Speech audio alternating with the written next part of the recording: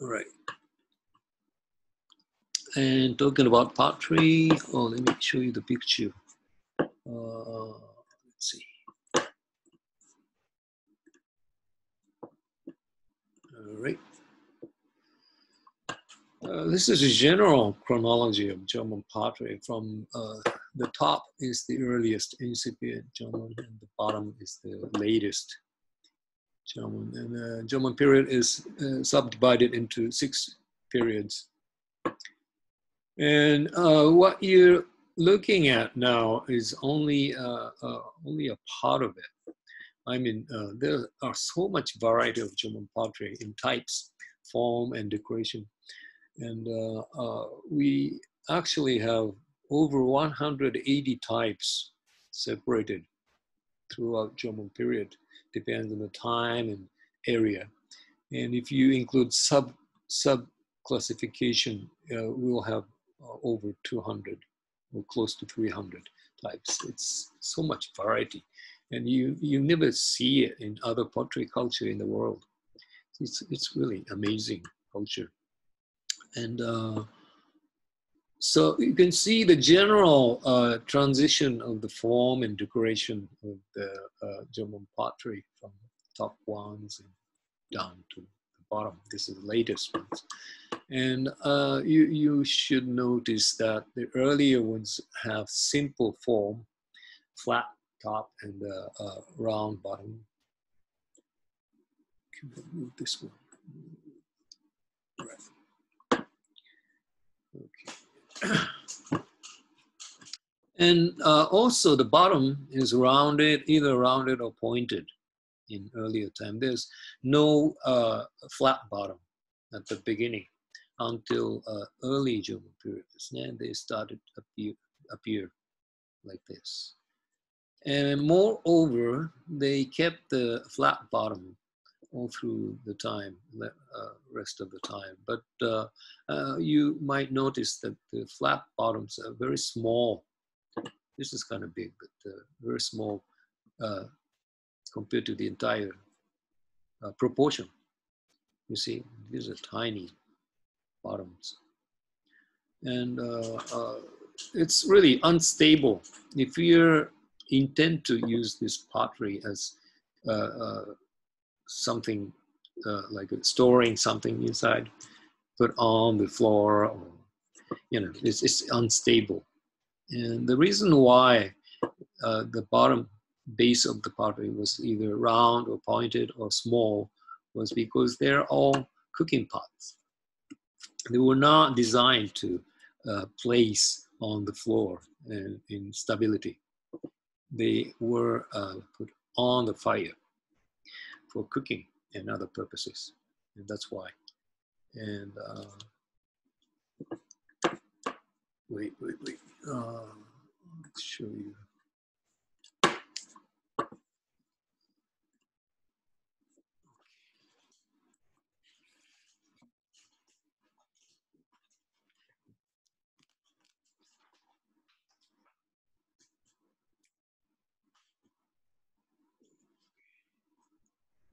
How would you use the round base pottery? Well, you can just place at least 3 stones, 3 or 4 stones around, then it's going to be stable. And you build fire right here. What's the difference between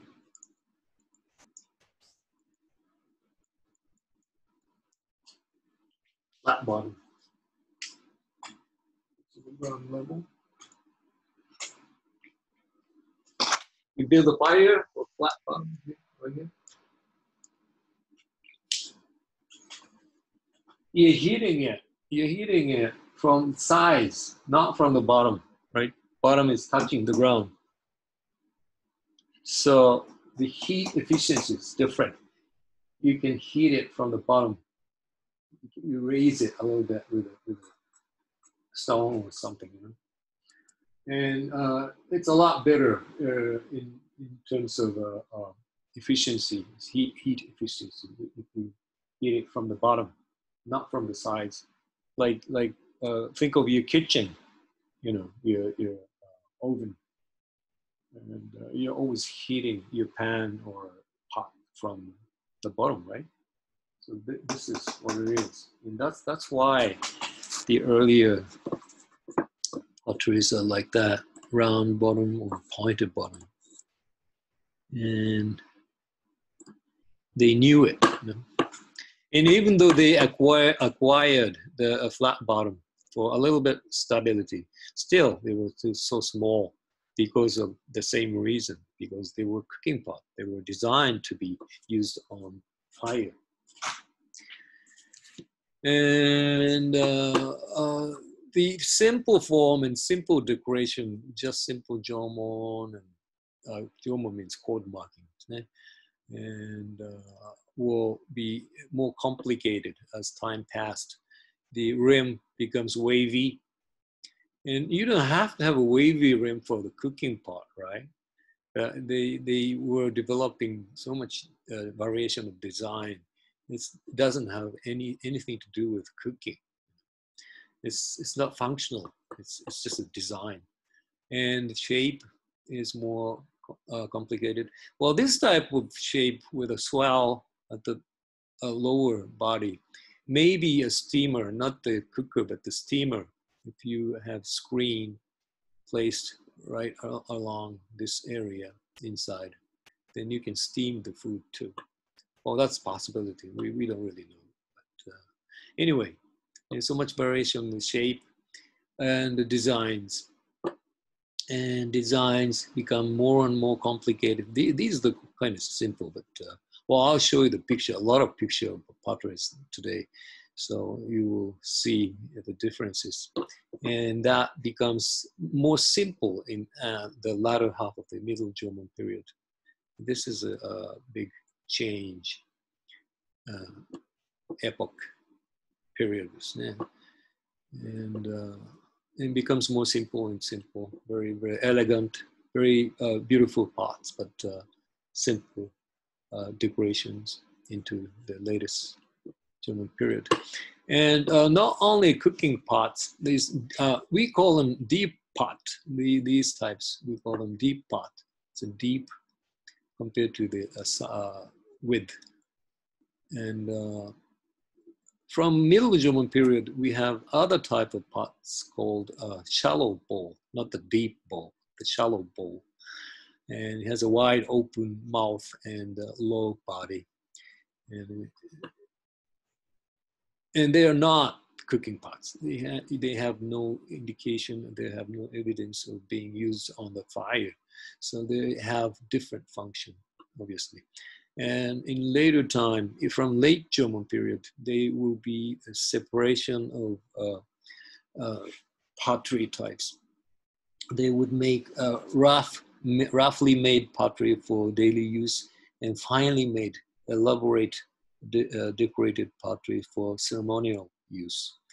The function is separated clearly into two categories from this time period and on to the latest Jomon. Okay, and something you really have to look at about Jomon period is the decoration. And as I explained before, they had more and more time, spare energy to develop cultural contents. And this is one of the things they did. These are the decorating tools for Jomon pottery. Mostly twined cords. Nowadays, twined cords in various ways of twining and wrapped around the stick or something like that. And sometimes bamboo sticks, half split bamboo sticks. And you see a shell, marine shells, and fish bones, vertebras, and so on. So much variety. We can't really count the variation of those decorating tools for Jomon period, Jomon pottery. It's amazing. And I'll show you some examples, only some examples. And these are cord marks. And what they did actually is to roll the cord over the surface of the pottery. Well, right before it was dried, you form the pottery.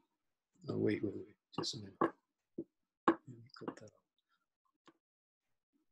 Excuse me, I'm not used to this. All right, and this and this. Wait, what I'm doing? Oh. Yeah. Okay. You form a pottery with a soft clay. Sand makes soft clay, and after you make it, you have to dry it before you bake it, and dry it for about a week or so. And just before, when it's completely dry, when the surface keeps a little moisture, you apply this kind of decoration, and you roll the cord over the surface with your fingers and palm. Then you will see this kind of decoration, and it depends on the direction of twining. This is a clockwise. We call clockwise twining, and this is the other way around. Then you will see the different direction of alignment of these grains of the cord. And that's been used for decorative effects. If you combine these two cords of different twine, like this one, this is one cord and another cord of different direction twining, then you will see this herringbone patterns, yeah? And knots at the center will give you this kind of very strange S-type, S-shape decoration, and so on. And so much variety of twining. You twine the cords together, and of the different direction or something like that. You have so much variety. Then you will have a lot of effects like this and this and that. And it's amazing. And you can roll the cords on the stick, or do a bamboo round stick. Then you roll it. Then you will have something different from the normal cord marking. This is called Yori Itomon, impression cord marking. And it depends on how you tie the stick, then you will have different effects like this one and this one. This is like a wood lines, tree lines, and you can also impress the cord, not only rolling the cord. And if you use the tip of the cord, then you will have this dots, and only a part of it, then you will have something like this worm-like patterns, or anything that you can think of. They've tried so much variety, and that clearly indicates that they had so much time and energy to develop and think about those variations and invent those new variations. These are not the cords, but it's not the twined fibers, but it's braided fibers. This is kumihimomon. And of course, you can use bamboo as a spatula.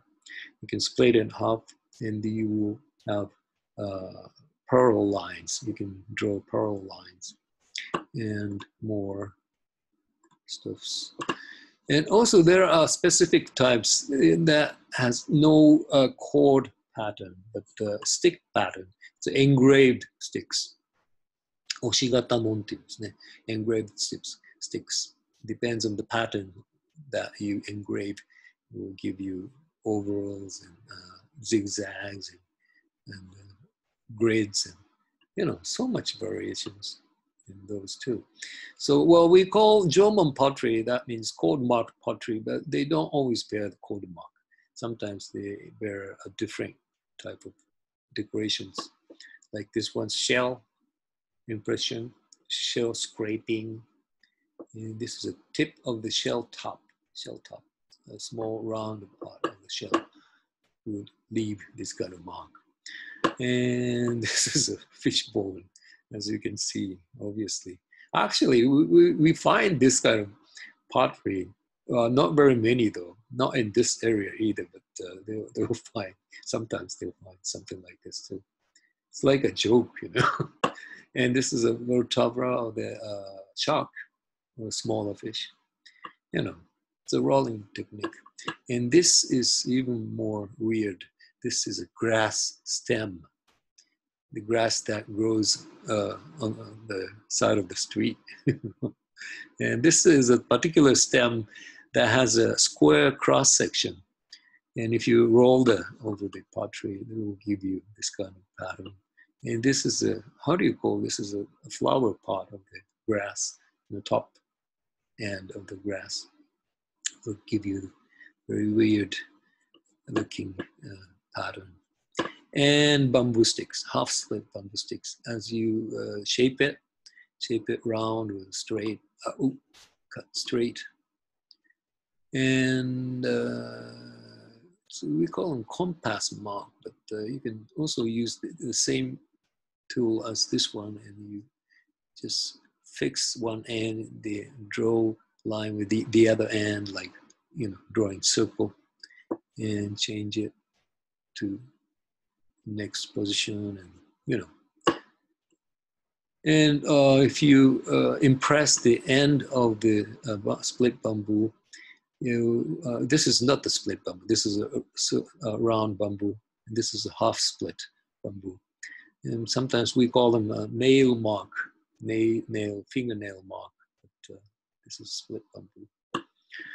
And you can draw it. You can press and draw, and you know, so much things. And the basic code marking appeared in the very earliest part of the German pottery. And the reason why they started decorating the surface of the pottery is not known, it's unknown yet. But there are many theories, of course. And some people would say, if you do not decorate the surface of the pottery, it will be slippery to hold, because the pottery is kind of heavy thing. And if you put something inside, nuts or water or whatever, it will be more heavier. So in order to prevent slip and you know, dropping the pot, you know, they made it rough surface. That's one theory, but I don't think so. I kind of believe that this was not designed at the first stage, because in order to make a good quality pottery, they have to, after you form it, you have to compress the wall. Shimeru. In Japanese, we call it shimeru, compress the wall. So the wall becomes very tight and even. So sometimes you push the wall, or sometimes you spank the wall with a plate or something like that, plaque or something. But you can also roll things like stick or cord or whatever, you know, in a stick shape.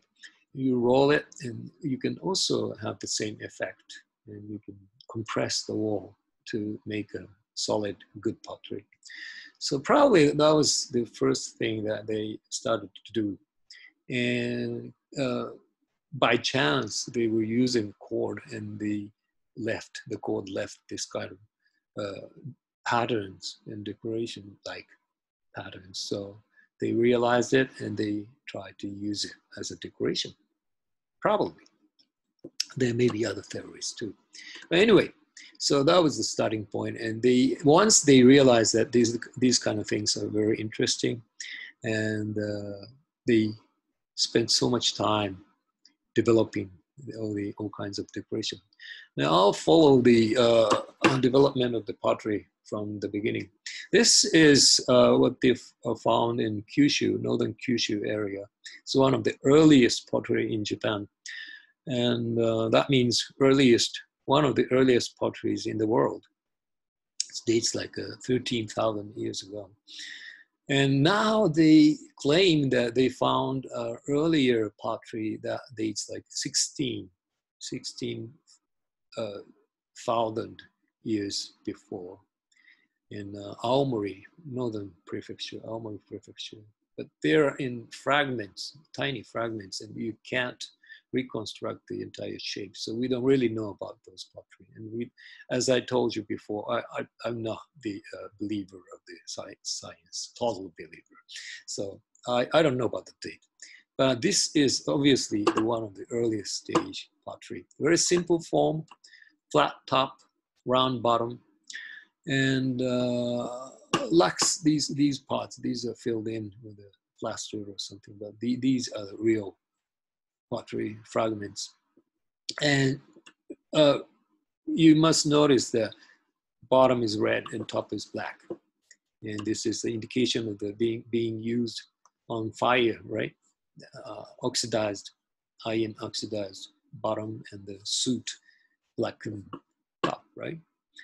And there's not much of decoration. There's some decoration, some impressions along the rim. Wait. How do I do this? Oh, yeah. Well, wait. Let's see. Can't see. All right. And you will find some bean-like dots, sticking out. I mean, applied on the surface of the pottery, the tiny round speck of the clay. And there's another one top. It's like vertical constructions. Yeah? There are vertical alignment of these beans, clay beans, and some of these here and here. So these are intentional decoration, I think, but we don't really know about the meaning of it. All right, this is the earliest part of the pot, and this is what you saw last time. This is one of the earliest ones too, a little bit later than the one before, and has more finely refined shape. And the wall is kind of thin. It's like 5 millimeters. It's really thin, so well made. So obviously it's not the very early stage of pottery technology. It's been developed for many years after that. I mean, after the invention. And has a very beautiful shape and a flared rim with notches all around and fine decorations, fine clay strip decorations, two sets, 3 sets of horizontal decorations too, and red bottom, black top. And next stage, cold impressed one. These are decorated with a cord wrapped around the stick and roll it vertically from top to the bottom. And this is different type of code markings. Yeah? It still has a pointed, it's not quite round, but pointed bottom. And very simple form, flat top. This is the earliest German pottery. And next stage, well, about the same stage, but this decoration was made with a stick, engraved stick, oshigatamon. No code marking on this one. And this was kind of popular throughout Kansai and to Kanto area. And there's so much a variety of engraving patterns. So this is zigzags, but sometimes rows of oval, sometimes grid-like pattern. Still, the form is simple, flared, but flat top. Now, the reason why they made a the top flared shape is probably easier to manipulate when you're cooking. You put something in and you put something out, and you have to have a bigger mouth, and pointed bottom. So kind of strange one with a nipple-like projection at the bottom in some part of the northern Japan. And probably it was touching the ground, I think, because that's why it's black. If you heat it, it becomes red. But if the flame is touching directly, it becomes red. But if the pot is hidden underground, it doesn't get the enough oxygen, so it turns black. It's the same thing here. It's too pointed to be placed on the floor, so maybe partly buried underground for a little more stability, maybe. And these are scraped pattern with the shells, some particular kinds of shells. And same simple form, still the earliest German period, the pointed bullet shape, the top, black top, red bottom. And you are getting a little wavy rims, a little variation in shape. And this is a rare type because in German period, throughout the German period until very end, you wouldn't see any of this jagged shape. Ja means neck. It has a narrow neck. Always, German pottery are always deep bowls or shallow bowls with an open, wide open mouth, but it has a small, narrowed mouth with a neck. This is the shape, particular shape called ja. And it appears a lot in number from the Yayoi period because they start storing things. And these jars are designed for storing things like grains or water or whatever. And because it has a smaller mouth, the dust and other dirty stuff don't come in. And yeah, these jars are designed for storage. But this is German pottery and belongs to the earliest period. It's really rare. It belongs to southern Kyushu area from Kagoshima prefecture.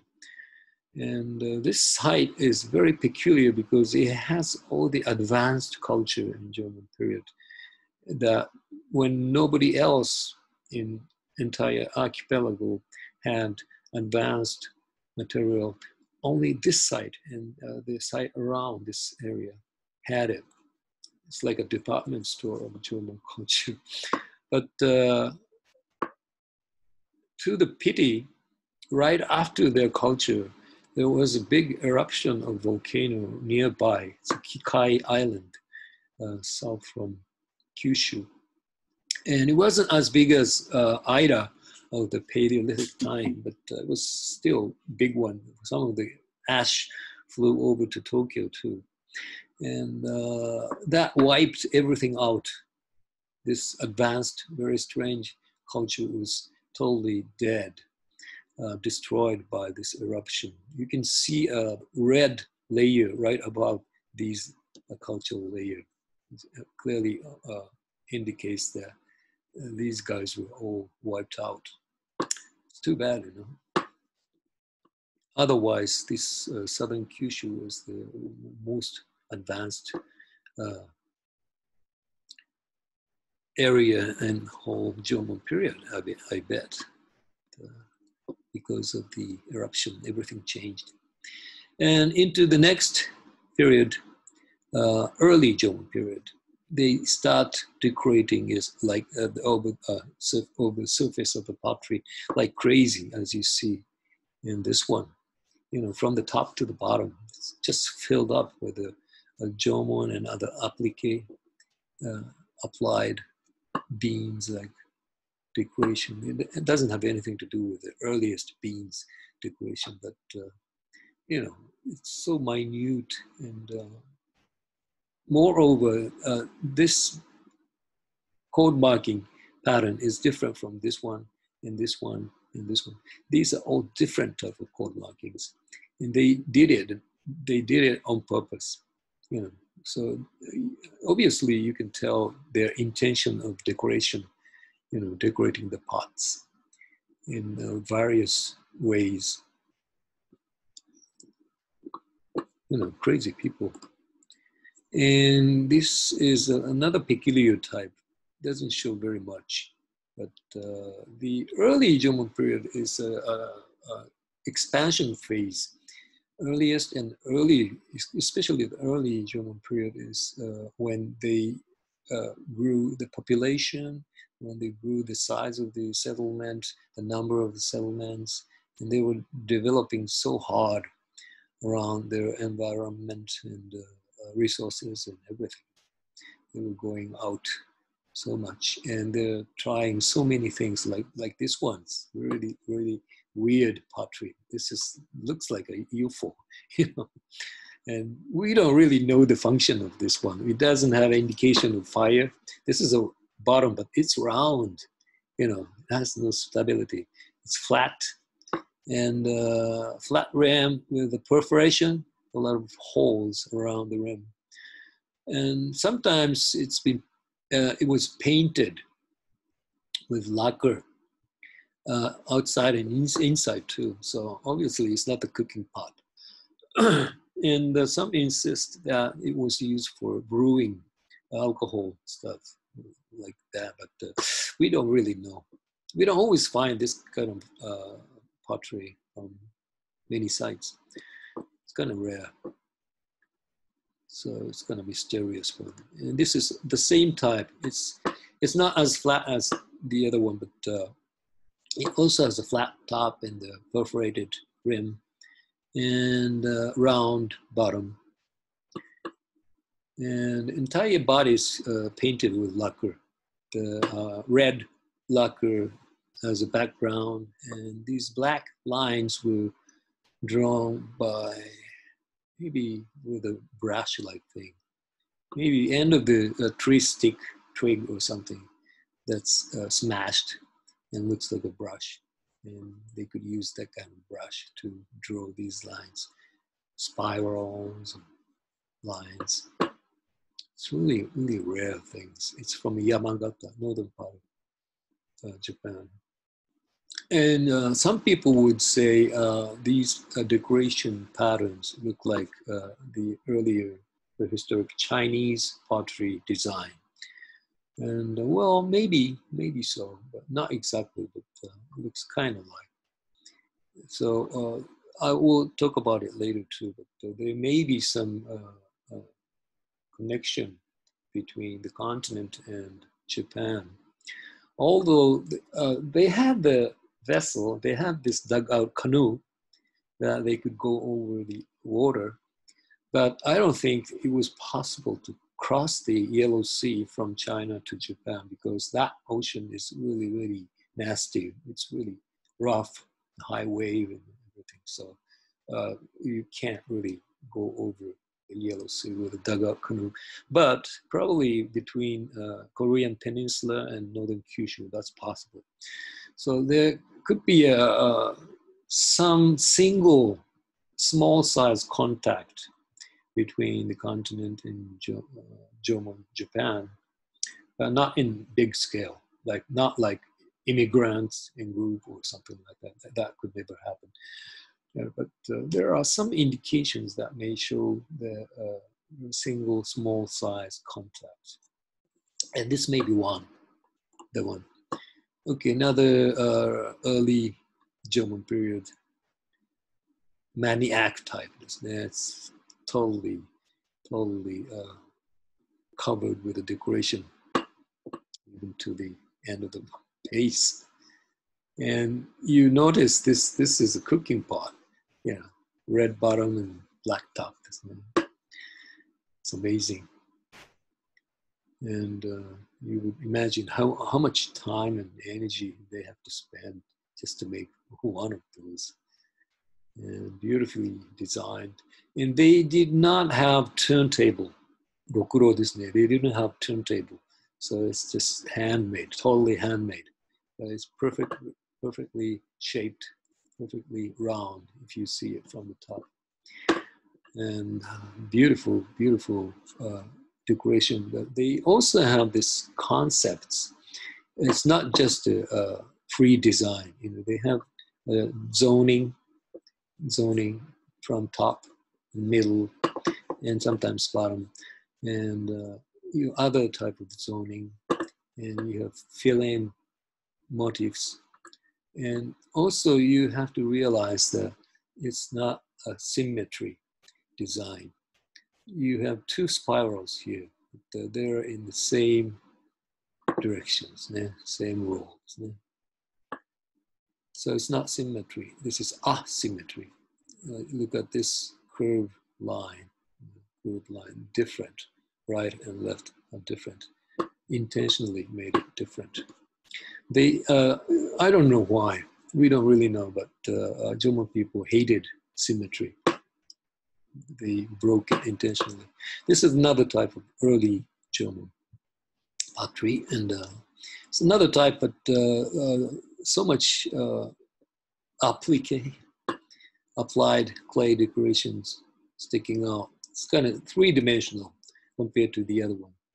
It's becoming three-dimensional, and projection, a lot of projections added from this time on.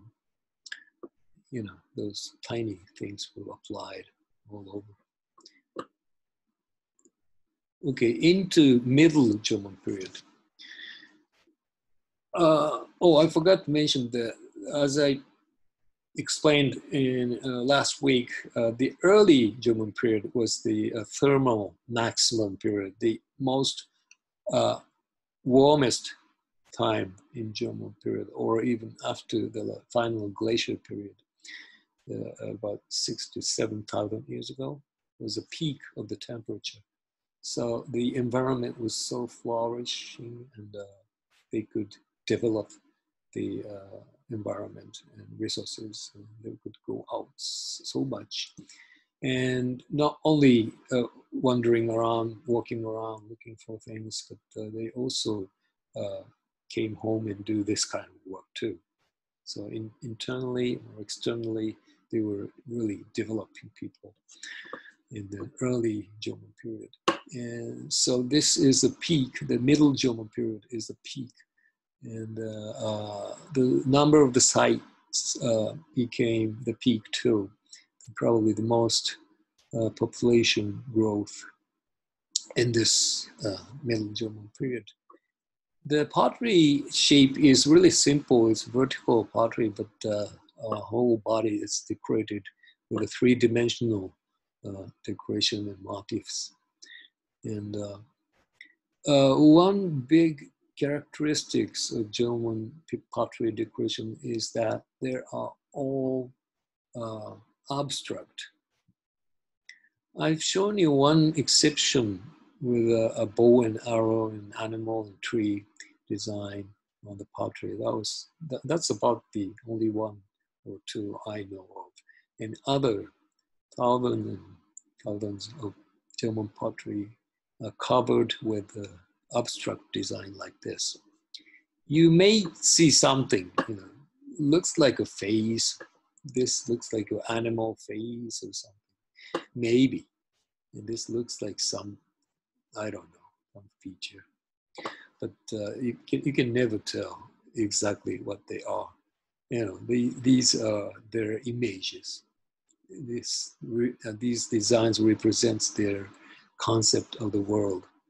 So we would like to decipher that, but it's very difficult. But sometimes there are many elements like this one. This we call them three-pointed star pattern. These were used mainly for filling of the space. And there is a psychology word, horror vacui. 空間恐怖っていうんですけどね、日本語で。horror vacui, afraid of the space, open space. So it's like a symptom to fill in everything. You don't leave any space, so you would like to fill everything in. And it's just like that, these pottery of the early and middle Jomon. Just like horror vacui, fell in. So some of those patterns, particular patterns, are used for filling in the particular spaces. like these are the variations of three-pointed stars, you know. And yeah, here's another one. Here's another one. You see, and here's another one. And here's another one.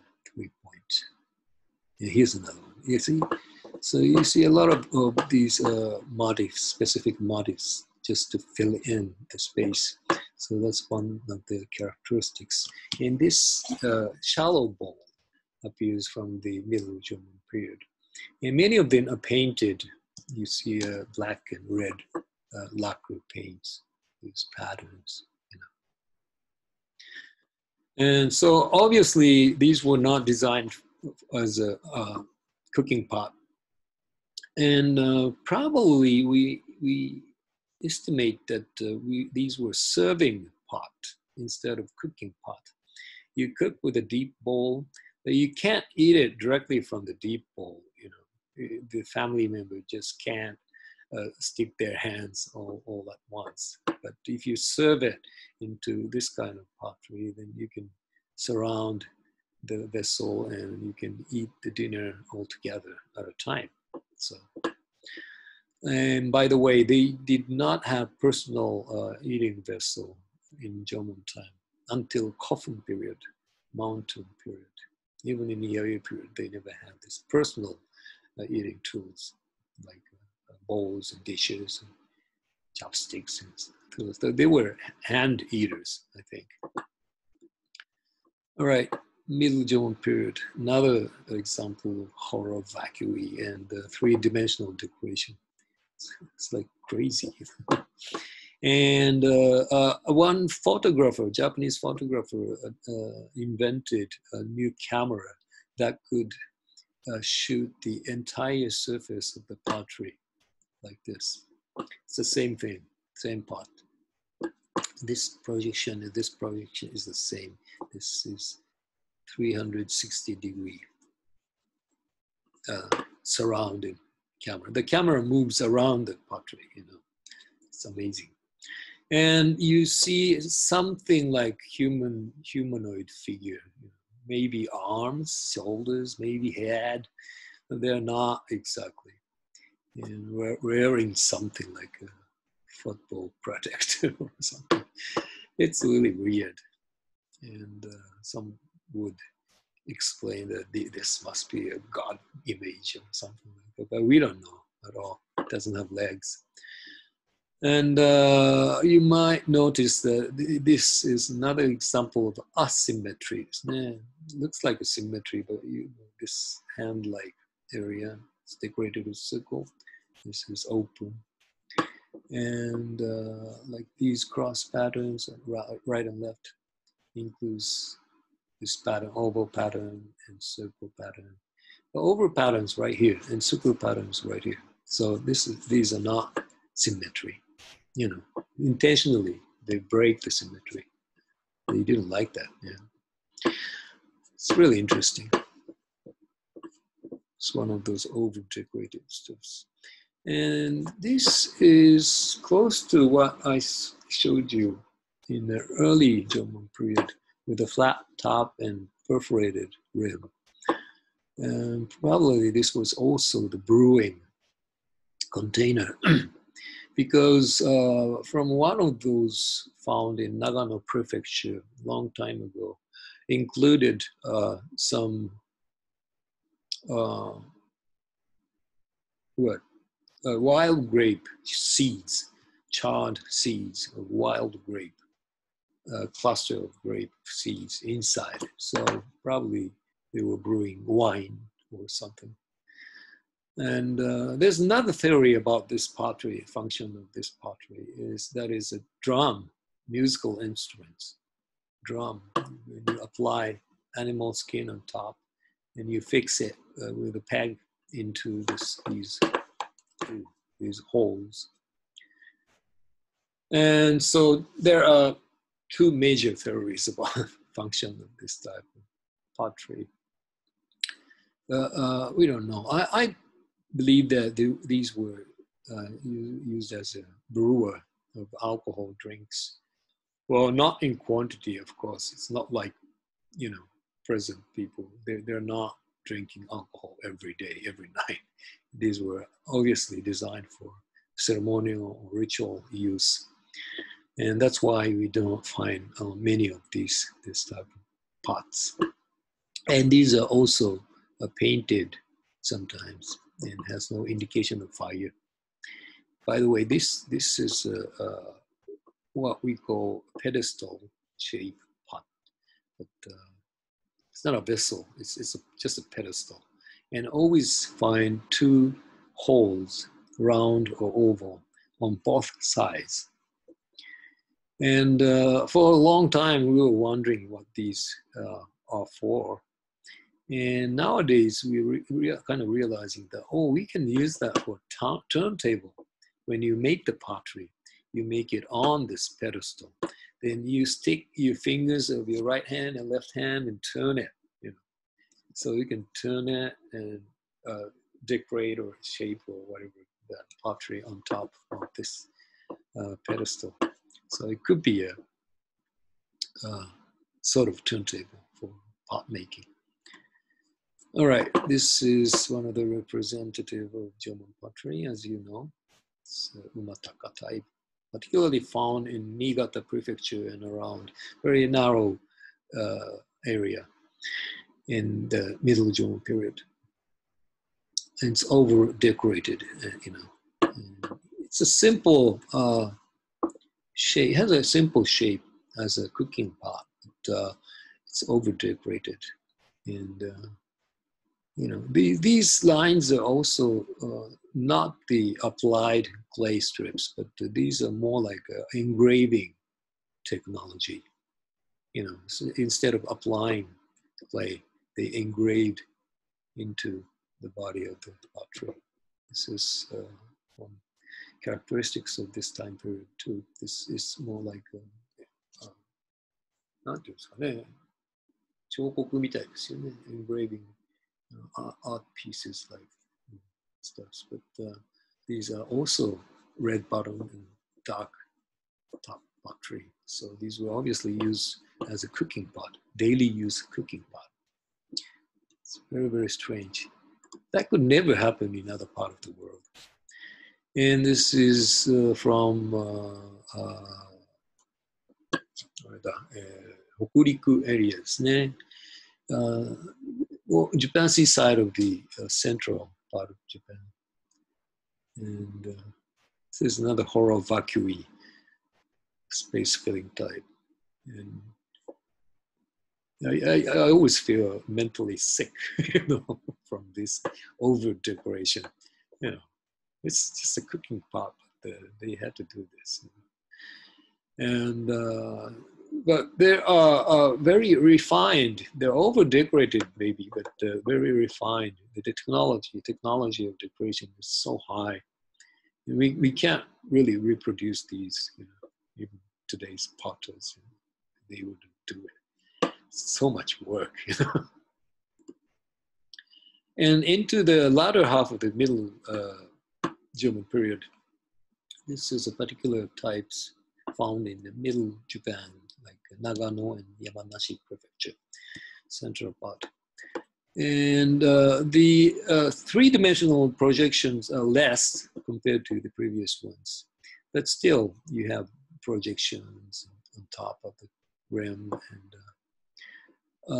still you have engraving technology, remnant of engraving technology for decoration, and still many of those ambiguous, I mean, abstract patterns. But beautiful, they're beautifully made. The design is so refined. The shape is so beautiful. It's another type of the same type, engraving technique. It has much more projection, but the pottery itself has a simple form, and so much attachments. It looks like a bird, bird head or something. We don't really know. And this is another sort of type. This is a really famous one. This became a design of a stamp, a postage stamp too. And we call them a water flow design, but we don't really know if it's a water flow or clouds or imaginary things. We don't really know. This is just a simple cylindrical pot covered with, applied with three-dimensional decoration. The three-dimensional decoration remains in the central part of Japan in the latter half of Middle Jomon period. But in Kanto area, this area of ICU campus, we don't find this kind of exaggerated three-dimensional decoration anymore. This is what we find in ICU campus. So the same time period, the latter half of the Jomon period. So really, really simple, simplified form and decoration. And sometimes wavy rims, but mostly flat rims comes back. And, well, something happened, obviously. And into the late Jomon period, this is more refined, but more simple shape and decoration. No projection, no three-dimensional projection anymore, except for the wavy rim. And on top of the rim, there's a very delicate decorations, tiny punctuation and tiny notches. And, it's more delicate to this time period. And these are bottom red, top black pottery, also used as a cooking pot. Okay, from this time on, there are more variation in form. And some of them, we don't really know the function. Like this one on the right side, has a lot of holes, so it's not a container. So it looks like a vessel, but it's not a container. You can't contain anything. There are so much holes until the bottom. So some would say it could be an incense burner or what? We don't really know. There's a fin-like projecting decorations. And this is another type. And some would say this could be used as a lamp. You fill animal fat inside and light it. And well, you could use it as a lamp, a lighting system in the dwelling. The dwelling doesn't have a light source except for the fire at the center. So when you're not building fire, it's really dark inside. So you could have this kind of things. But you don't find this type of pottery so much from various sites. So it wasn't popular. So we don't really know. And these are, I'm sure these are not the daily use tools. They're very refined, finely made with a refined shape, and you can't really use them for daily life. And this is what happened from the late Jomon period. They started to classify the daily use type of pottery and the ceremonial ritual type of pottery. And these are the latter. So B type, this is also the late Jomon period, and very small one. And doesn't look like a pottery, it looks like an iron. But, this type of black pottery appears from this time on. And these are made of the regular clay as other red type of pottery. But they invented a new technology of making them black. That is, when you're baking the pottery, and at the very last stage, you cover the entire fire and pottery, everything, cover with leaves or something, a lot of leaves, to prevent the air to come in, to prevent the oxygen to come in. So the fire would not,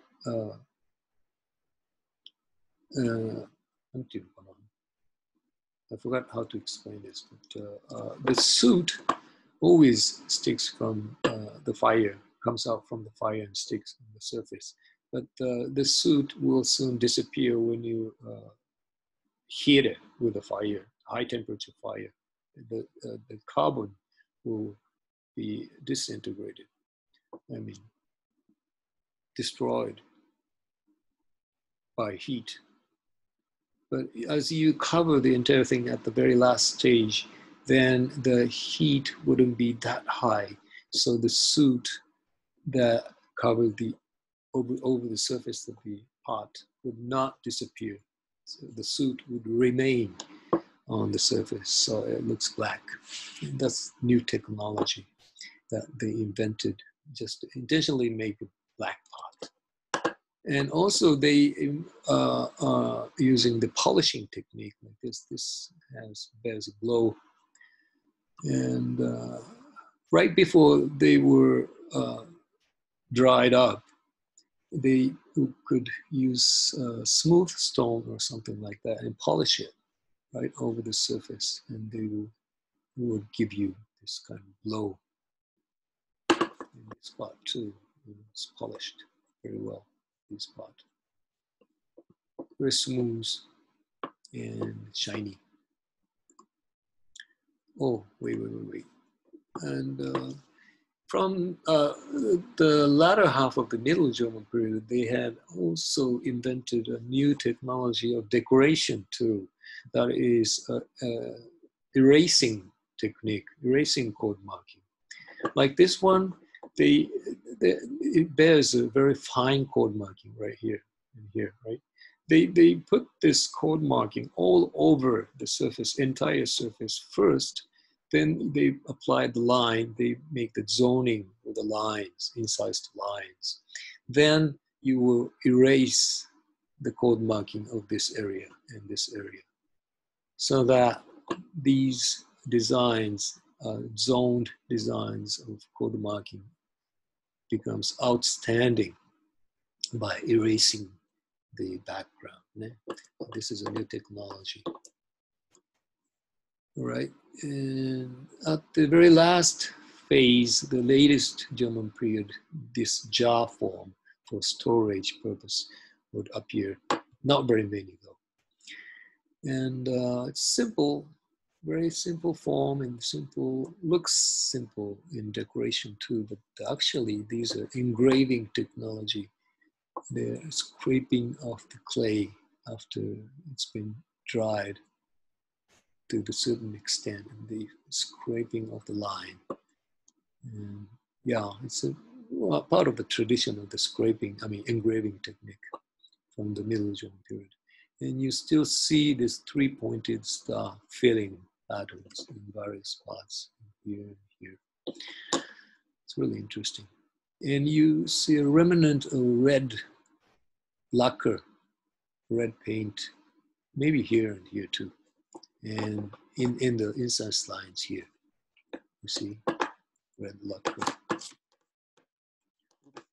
Wow. And this is actually a lacquer painted portrait from the latest German. And these are small ones, it's like 4 inches diameters, 10 centigrams. And some of them, oh, I forgot to mention about this spouted one. This spouted type of vessel was designed for ceremonial use. Well, they're not drinking tea, they were not drinking water, but I'm sure they were drinking something else, like alcohol made of fruits for the ceremonial use. And so is this one with the spouts. And sometimes this kind of spout sticking out bears balls-like figure underneath right here. So obviously they're representing a male organ, and that's also a part of the ceremonial object. And this is a black pottery. It's made of regular clay, but it is also made with the technique that I explained right now, with the soot covered pottery. It looks like an iron, very shiny, the polished, well-polished surface. And this is also the ceremonial spouted vessel. This is a final Jomon, jaw type. Doesn't look like a pottery anymore. It's beautifully polished. And these are not just the line designs. It has curves, incorporated curves, and very complicated patterns that you wouldn't notice. It's not really insisting their designs. They're hiding their designs, complicated designs. It's not insisting like Middle Jomon people. So this transition of designs and shapes would reflect their concepts and concept of the world or whatever, or represent the change of their environment and so on. We don't really know yet. It's a very interesting theme that we have to make more study. Okay.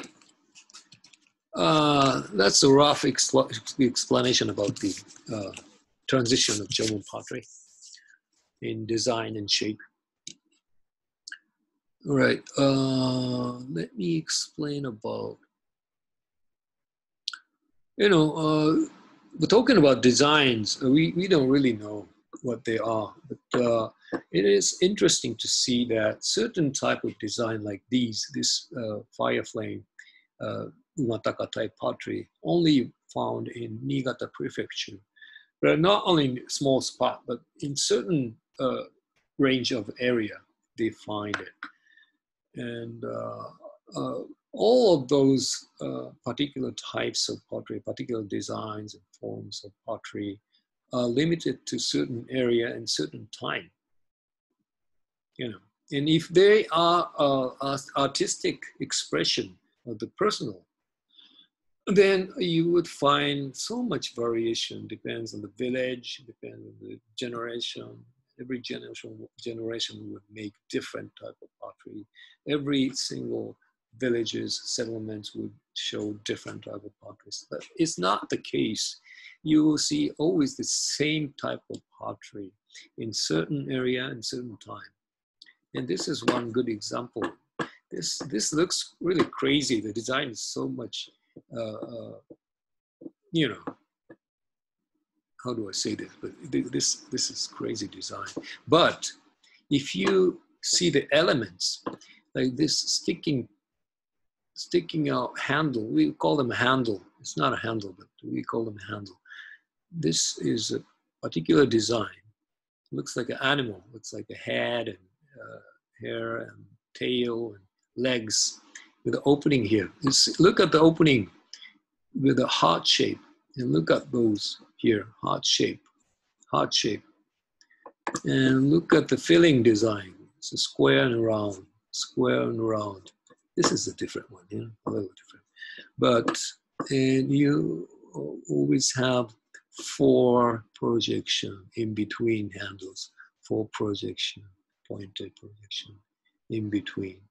And you see a circle ring-like attachment, double ring attachment here. Oops, here, 4 of them right beneath the handle. 4 of them always. You see, this and that, and this. These are the same.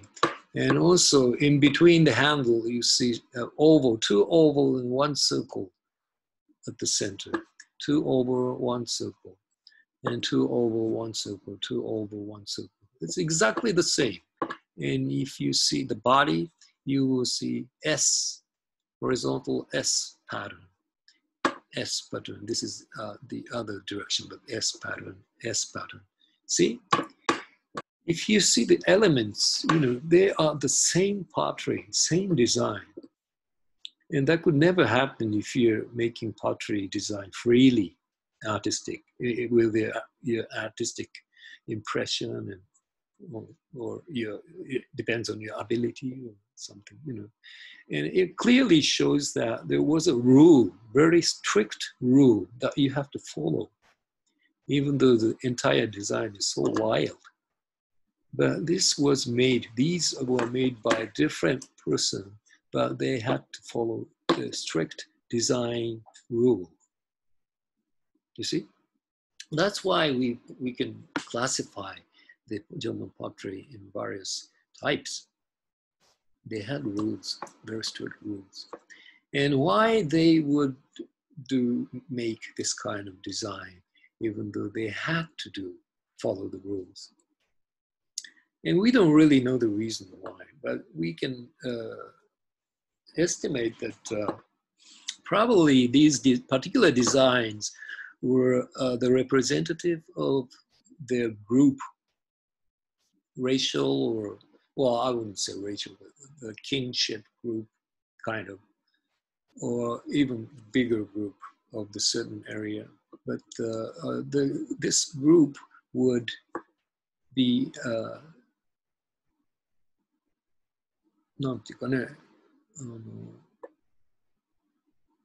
recognized by certain designs. So they would always say, oh, these are our pottery, not the others. These are our pottery. So even you're from the different settlement and you see these pottery, oh, we're the same group. You know, it's like a name tag of the group. And that's one theory. And probably that's right. You know, they are very, very proud of their own designs. Okay. Maybe another explanations, of course. You can always find other explanations too. Maybe you can try that too. All right. And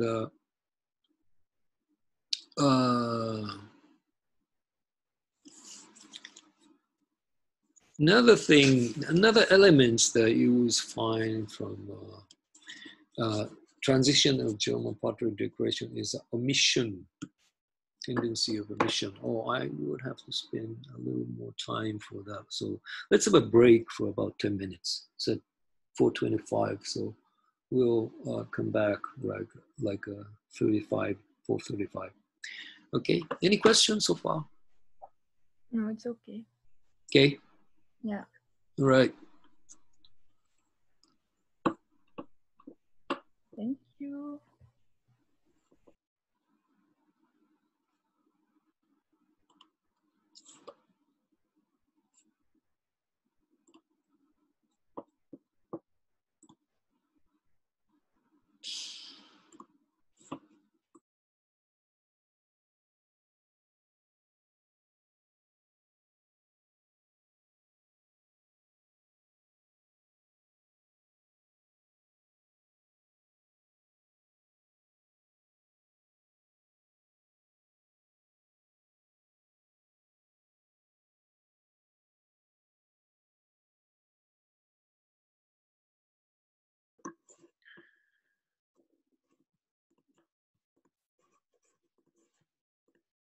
This is what happened from this stage to this stage. You get the best diameter first, and you press it deep and you get the biggest impressions. And what happens next is you are making more number and closer together, squeezed kind of decoration with the biggest impression of the crescent, I mean nail mark. And finally, what they started to do is to, this is the easiest one. You see, each crescent is connected at the end. So they don't release the tool from the surface of the pottery anymore. You used to press it and release, press it and release, but you never do that anymore. Instead, you do the continuous motion. Wait a minute. It's a lot of work. Okay. So instead of single pressure every time, they do not release the tool from the surface, and you press it like this and move it like this, you know, you're always touching the surface. You don't release it. You don't release it, from here to the other end and come back to the other end. Can you see it? Like this. And this is what happened.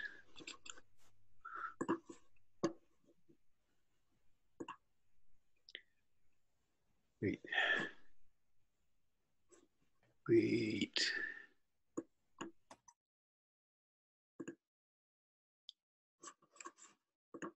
Here, you see?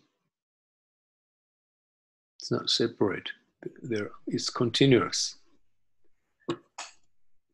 And what happens next is that you don't see anything at the center. You see only the tips, only the continuous tips, like these. And what it means is that, they get lazy and lazy, they get the most effect. They were in the first stage, they gave up making this double tool and make it single. And you try to make it bigger and bigger using bigger bamboo. And finally, to get the best effect, the size effect from the same bamboo tool, they changed the direction.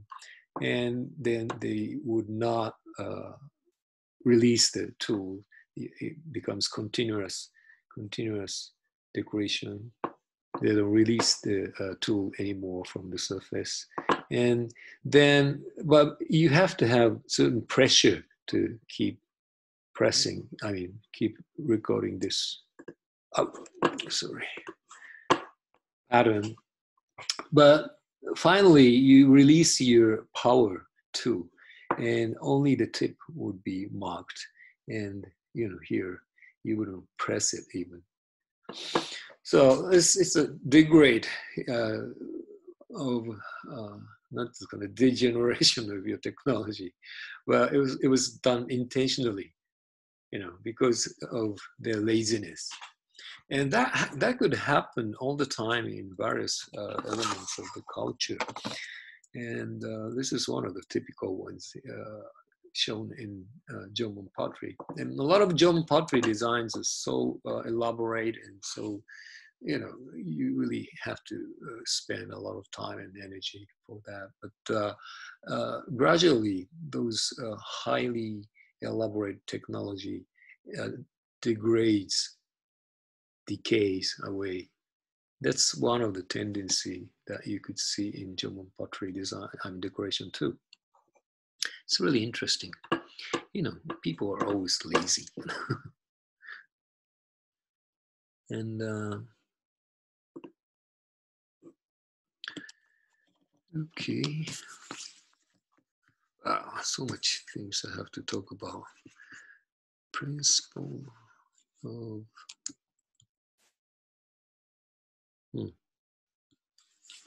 okay, quantity. Yeah, I think I've shown you this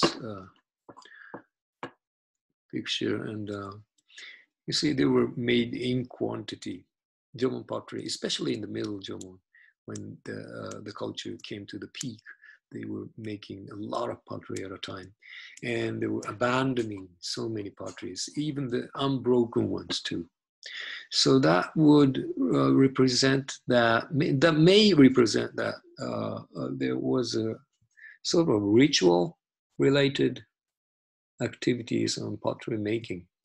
That means every year, probably around the autumn time, when they could get more fuel, 燃料ですね、枯れ木がですね、they would start making pottery, but they would make the entire set renewal.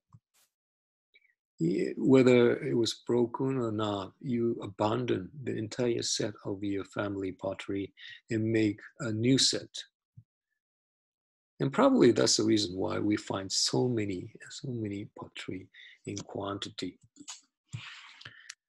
And renewal means rebirth. It's a renaissance, And they must have sort of a concept like that, because in the shell mound, The shell mound is a waste place, right? You abandon what you don't need, the leftover of food, debris of food, or broken tools. But sometimes you find skeletal remains, human body from the shell mound. Were they waste? Were they garbage when they're dead? No, I don't think so. So there must be other concept about this shell mound. And one theory that I believe is that it's a place of renewal also. It's a renewal of life. It's a rebirth area. So whether it is a food, shell, or fish, or human, when they're dead, they will be dumped there to be given the new life. And same sort of story for potteries and stone tools and other things. They had lives. And when they're broken, they're dead. And they'll be abandoned in certain place like shell mound to get new life. Recycle. So that could be one of their concept about abandoning things. See, so this is one theory. Of course, we don't know the truth, but this could be real. And let me see.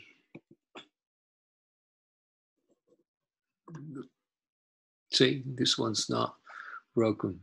Has a crack, but it's not broken at all. But abandoned with others. Oh, I have to show this one.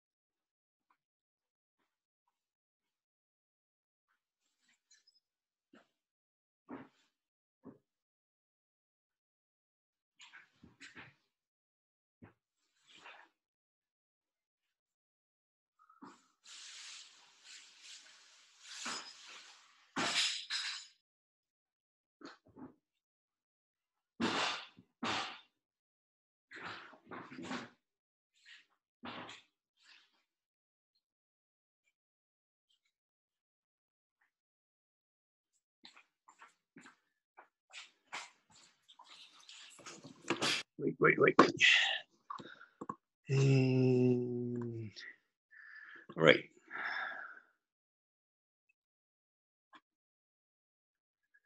This is a shallow bowl. It's kind of small one though. Shallow bowl that we found on campus several years ago in our class. You were going to dig the same site, but this was found from the floor of the one pit dwelling. And can you see the red paint? And it's not broken. It has a crack on the bottom, a little crack, but it's not broken. It's complete. It has a hole, 2 holes on the side. It's really rare. I've never seen a pottery like this. And it has a red paint still remaining on the surface, even inside. Can you see the red paint pigments? It's a lacquer painted. So obviously it's not designed for cooking. And we don't know about this hole. It's a little bit of decoration right here. Two clay bands on both sides. Another red paint in between. You see? And code marking on the body. We don't really know about these 2 holes. So it's not the liquid container, I'm sure. It's really interesting to see. Can you see a line at the center and line here? Do you realize that? And what can you see? It's a face. Looks like a face. Nose involved. I don't know. I don't know if it's a coincidence or they intended to do this design to look like a face, but it's really rare. I've never seen it before. I don't think this is only one example in whole Japan. I think it was from on campus. So this could happen.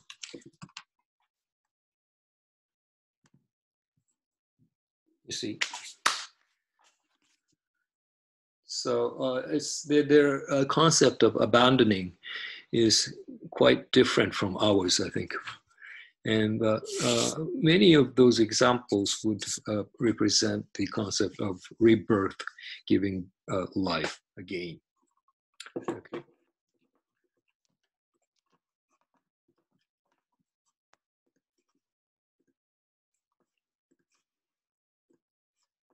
Right. Okay, let's go for stone tools. I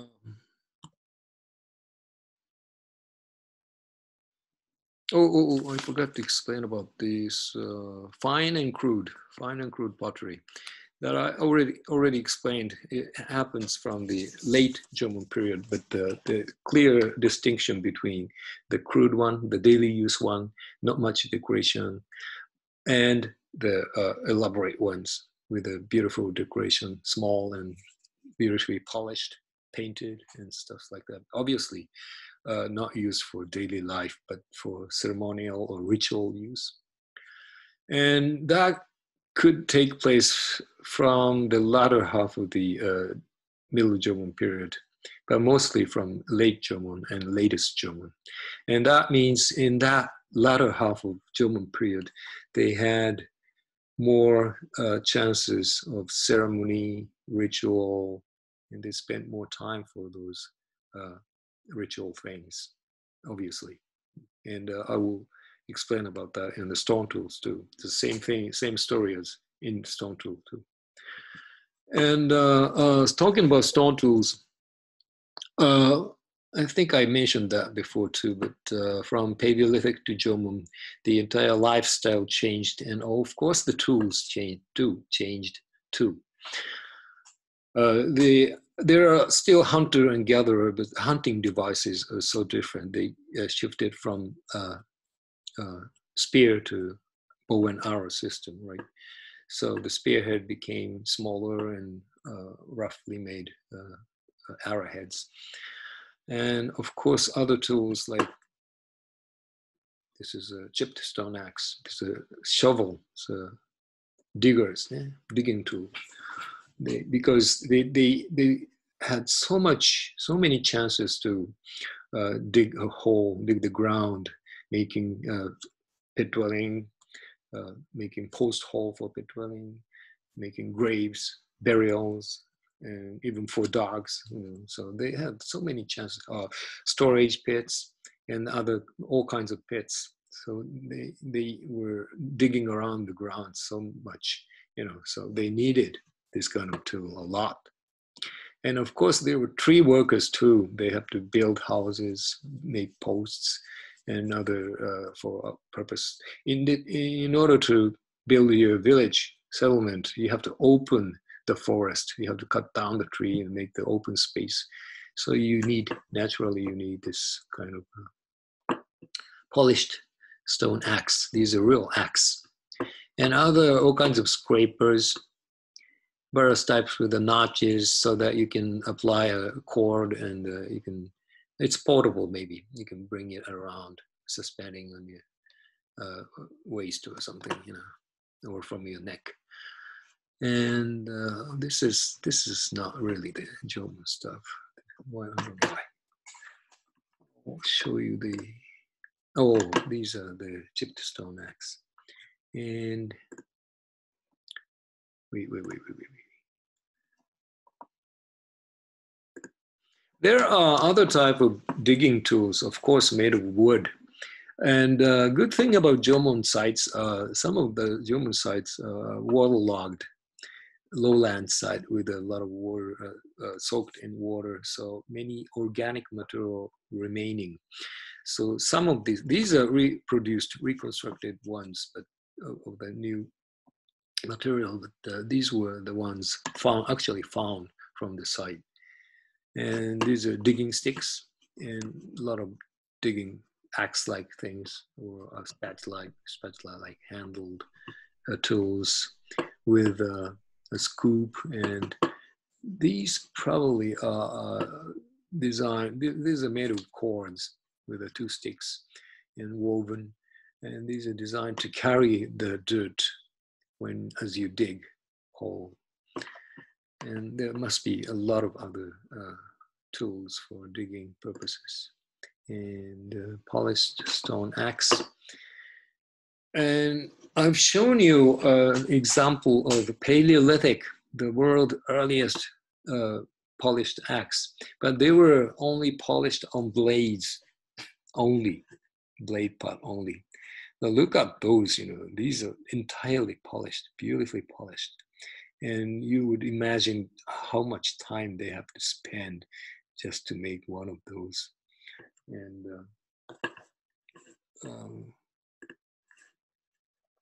oh, it's so much work. Here's another example here. The entirely polished. It's a blade. It's not like cutting tool. It's not as sharp as cutting tool, like obsidian tools, but it's pretty sharp. You see, the blade is pretty sharp. It's sharp enough to cut the fiber of the very hard fiber of the trees until the butt end is polished. It's kind of rough on the end. Probably it was used attached to the haft like this.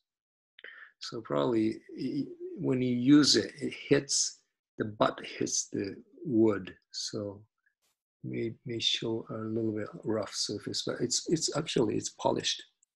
The button.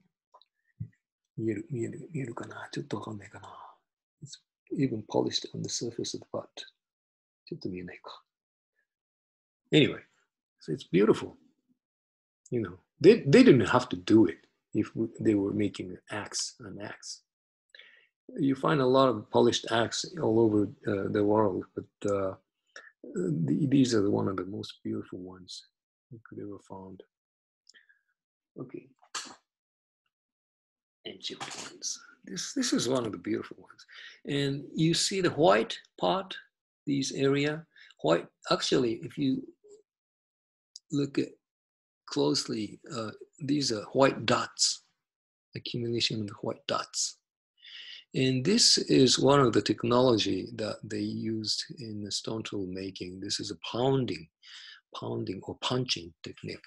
You use a stone and hit it, the round normal stones, the hard ones, and hit it and break a little by little and to form it into certain designed shape, by hitting, breaking it a little by little.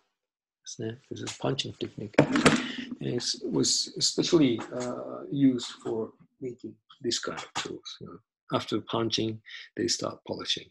They can't polish from the starting, the original stone. It takes like forever. So you punch it and shape it first and then polish. Okay.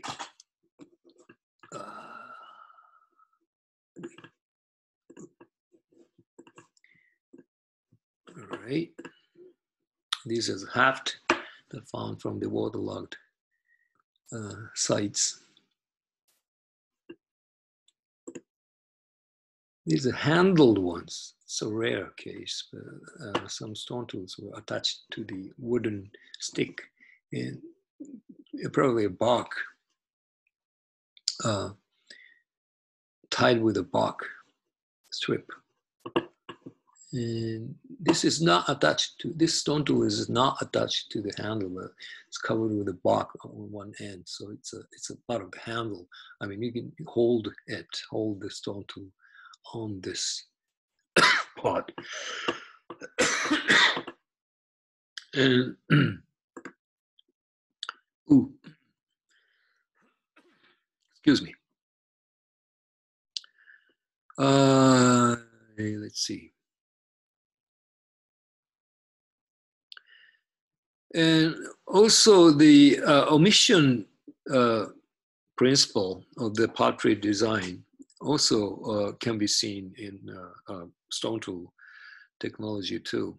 As I mentioned already, the arrowheads were one of those which were omitted compared to the high technology of spear making, you know. So the same story.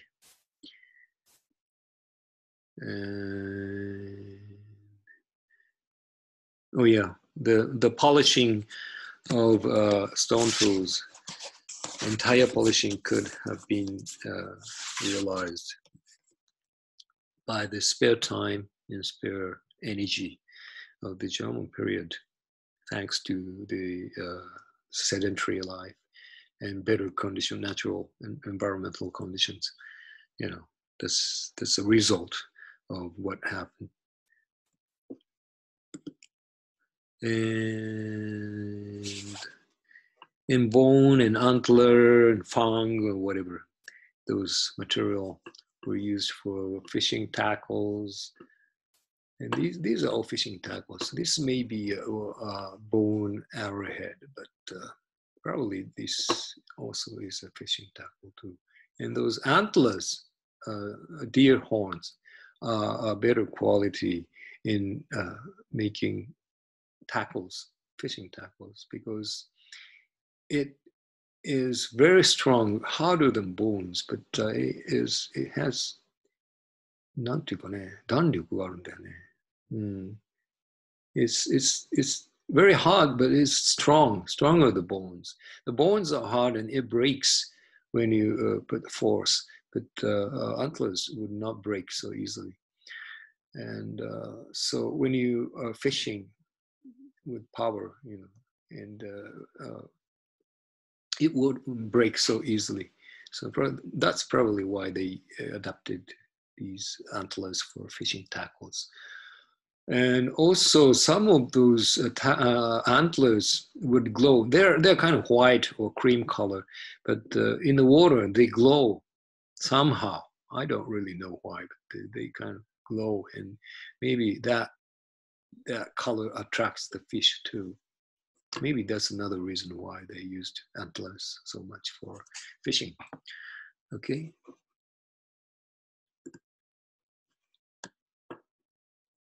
Oh, wooden material. Oh, this is a real artifact. You know, this is obviously a digging stick. One end is pointed, the other end is flat, made it into like a form like a spatula.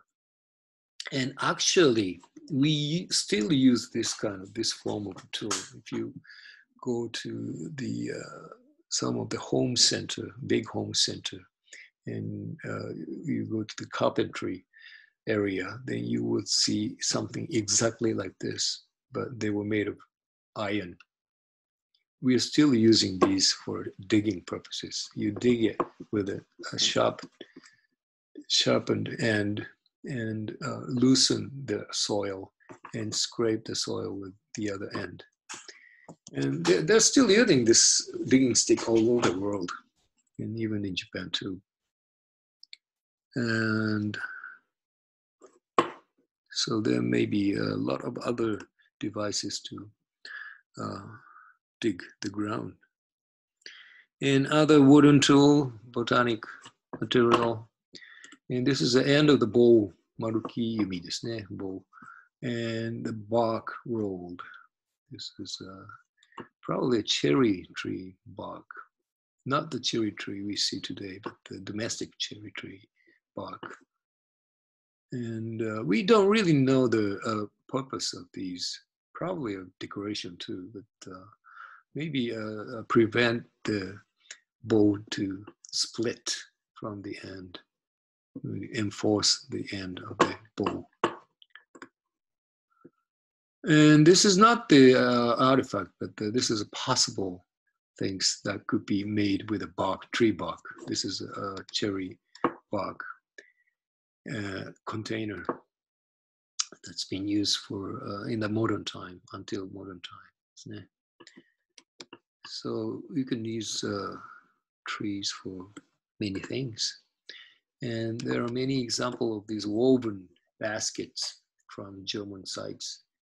And these, forgot the material, but could be vines from the wild grape. And whoa, this one's beautiful stuff. It's a basket, small basket like a porch.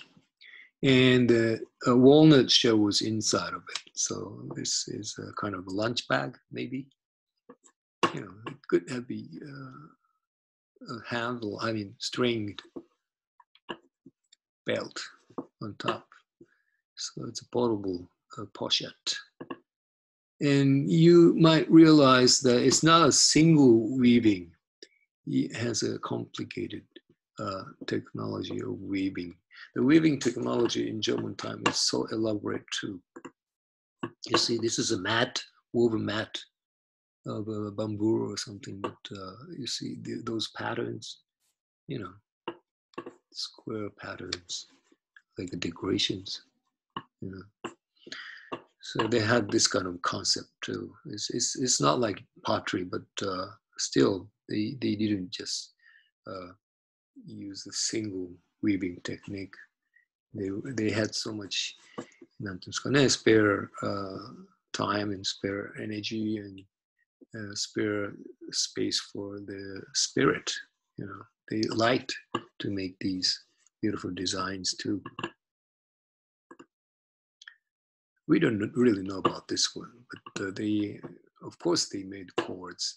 They're German pottery people, so they knew about the cords, all about cords. But I don't know this one. This is wrapped, stick wrapped with a cord, but in a very specific manner. It's not just a container, cord container. We don't really know. It looks like a grip of some kind of tool, but it's not. And it's lacquered. The black part is a lacquer, so it's consolidated. It's not loose. It's a rare example, but obviously they knew all about the handling of the cords.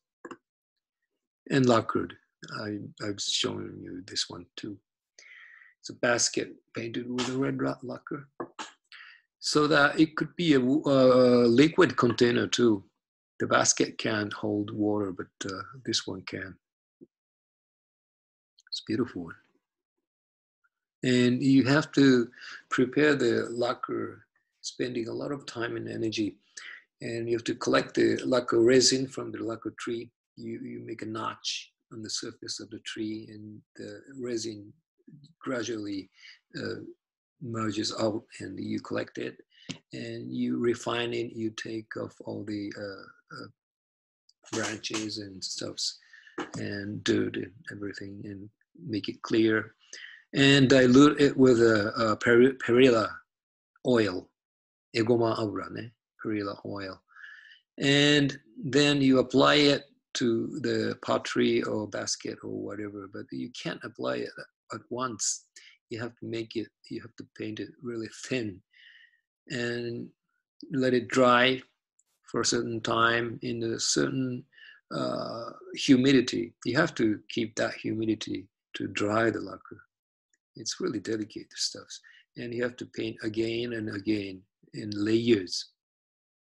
And that's the technology of even today. They use the same technology on lacquer painting as German people. So it's amazing.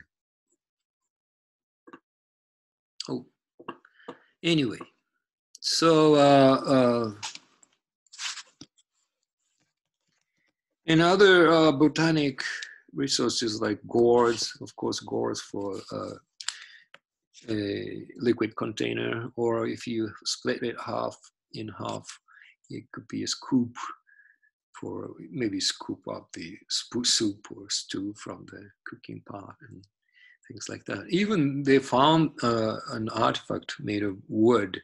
It was shaped like a half split gourd. So probably that's one of the popular tool too. And animal skin could be used for various things. And wood.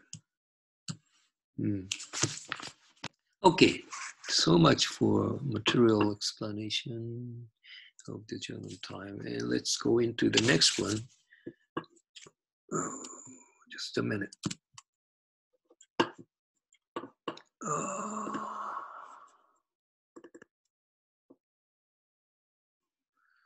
All right, next one is society, spiritual culture. All right. Let's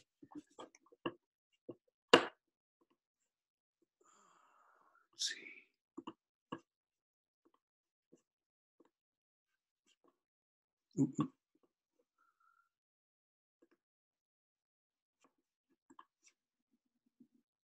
Wait a minute.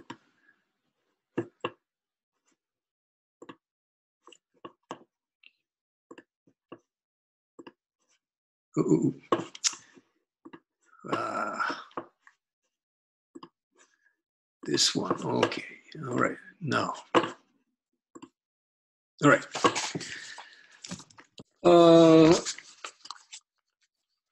Talking about society, of course, there are sedentary people, and they made houses and villages, settlements, and so we have to start looking at the houses now, the pit dwelling. See, this is a reconstruction of some of the Jomon pit dwellings in the northern part of Japan. And this is kind of modern reconstruction because it's not the thatched roof, it's not grass roof. It's thatched actually, but the surface is covered with the soil, the dirt. So the grass is growing and everything. So this is one of the most popular reconstruction now, because we don't have very much of information about the upper structure of the Jomon period houses, because there are not much evidences remaining, like parts of the roof or beams and stuff. We still have some charred material, because many of the Jomon period pit dwellings were burnt down with the fire. So to some extent we could reconstruct, but still we have to use a lot of imagination, like for entrances and ventilation system on top, and stuff like that. Okay, so this is one theory. This is a park of Goshono site in Aomori Prefecture, and put into a park with a lot of these reconstruction. If you have a chance to go there, please visit. And this is one pit dwelling from campus, ICU campus, many years ago. It's a standard size. It's not circle shape. The plan is kind of a squarish circle. And the shape and size of the Jomon pit dwelling, you have no rule. Or number of posts, location of posts, I mean the layout of the posts, you don't have rules in Jomon dwelling. They're so ikagen, they don't have rule at all in terms of dwellings. It's really weird. Sometimes you don't find any post hole inside the house. What did they do with the post? Just placed on the floor? Maybe that's possible too. So they spent so much time and energy and ideas for pottery making, but they didn't care about the dwellings, I guess. Well, some of the dwellings are beautifully made, but mostly there are out of the rule. And you can't really find a post hole. These are post holes, but they're not aligned or anything, you know. Normally we would imagine 4 posts corners, but it's not that way, as you can see. But from the early Jomon period, they had this fireplace inside the house. In the earliest Jomon, incipient and earliest Jomon, they have those fireplaces outside the houses. They have their own oval shape fireplaces. It's particular ones to the earlier stage, but from the early Jomon period, they have inside fireplace like that. You see the reddened earth. This is a fired earth, the floor of the fire pit. And surrounding stones also, not all of them, but many of them have this pebbles surrounding the pyramid of the pit. And also gives this a far infrared ray effect, you know, that I talked about in the Paleolithic. And also keeps the shape of the fire pit. If not, if it's just a hole, as you build fire many times, the soil around will be hardened and easy to collapse. So those pebbles are also keeping the shape of the fireplace too. All right, and sometimes you would find bigger pits inside the house. Then they could be a storage pits for various reasons. See, and where's the entrance? You know, you can't really find the entrance of this dwelling. In many cases, you can't really see the evidence of the entrance. But how about this one? This is a big rock right by the wall. You know, so it could be a step to go up to the ground outside. This surface is lower than the actual dwelling because it's been scraped down in order to find the pit dwelling for us. You know, you really have to go down until you be sure to find the shape of the dwelling. So normally the floor actual ground level is higher than these. But anyway, this is kind of shallow ones, you know. It's like 20 to 30 centimeters deep. This is just one example. And this is another example of, oh no, this is not the Jomon. This is the next period, Yayoi period. It becomes a little more squarish and clear patterns of posts, 4 posts, always 4 posts in place, certain place. And the fireplace is not really at the center, but a little bit on one side, shifted on one side. And probably entrance is right here. Entrance is the far end, the other far end of the fireplace. And always they'll have a storage pit right next to the entrance.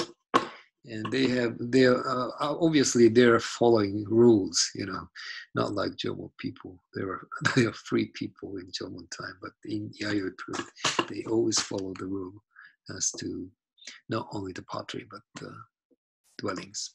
This is a coffin period, next period, pit dwelling. It's always square, no round house anymore.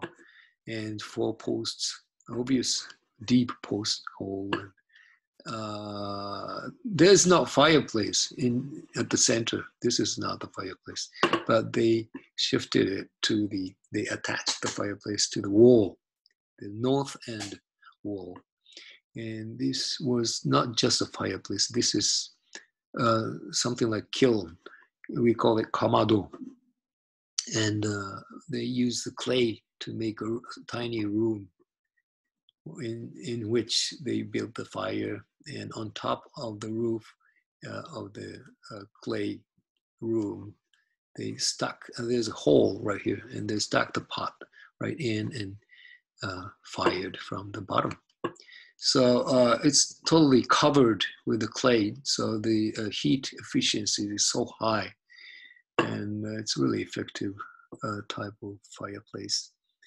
But this is not the fire type of the fireplace Jomon people used at the center. If you have the fireplace at the center, maybe your family can all surround the fire at night, you know, and talking and eating and things like that. But this is not that type. It's a different, totally different type of cultural uh, uh, habits. And they always have storage pit, big storage pit right by the fire. And here's one small post at the entrance. This is the entrance. And they dug this deep ditch around. Because one of the weak points of about the pit dwelling is the humidity. You know, it's underground, so it always contains humidity, higher humidity than outside. And if you build fire inside, it won't be a big problem, but it's kind of moist. And sometimes the rainwater would come in from the end of the wall. And Jomon people would, Jomon people would build a bank around the wall. When they dug out the whole thing, they will use that dirt to build a bank around the wall in many cases. We don't see it much, but that's what they say, so that the rainwater wouldn't come in. But also, some of Jomon pit dwelling also has ditches along the wall too, just to avoid the water. This is an obvious ditch. Okay, and not all the buildings in German time were pit dwellings, you know, and there could be many of those surface structures, no pits, and there are so many post holes you can find on surface in the settlement area. So probably one of those storage house-like things were built in that time too. We're not too sure. We don't find any upper structures, so we are not too sure, but there must be some storage too, because not like Yayoi period, they were storing so much grain, so much rice and stuff, so they needed a big storehouse. But even Jomon time, they could store some nuts and things, you know, of course. So they must have had something like this. And if they were a storage house, they would not like to build it right on the ground with much humidity. They have to raise it to avoid the humidity and maybe some other animal and insects to come in.